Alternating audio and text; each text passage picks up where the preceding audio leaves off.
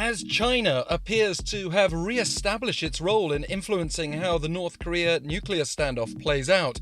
I'm Alex Jensen for Korea Now.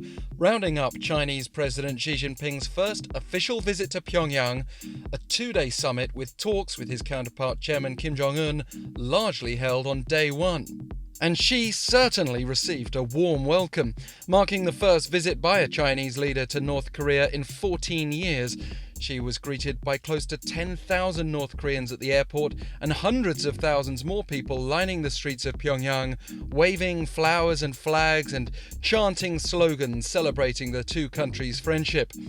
This fifth round of dialogue in the space of just over a year between Xi and Kim comes amid a diplomatic stalemate between Pyongyang and the US over denuclearization, with North Korea failing to do enough to convince Washington, but the latter also refusing to ease sanctions in a step-by-step approach. Meanwhile, it's no secret that China and the US are playing out a contentious trade dispute. So, what did Xi and Kim have to say this time? Having previously warned he'll give Washington until the end of the year to change its calculus, Kim said he'll maintain patience in efforts to resolve the Korean Peninsula issue. Over the past year, North Korea has taken active steps to ease tensions, but they have failed to draw active response from the relevant country. "This was not what I wanted to see," Kim was quoted as saying by China's state-run CCTV, presumably referring to the US.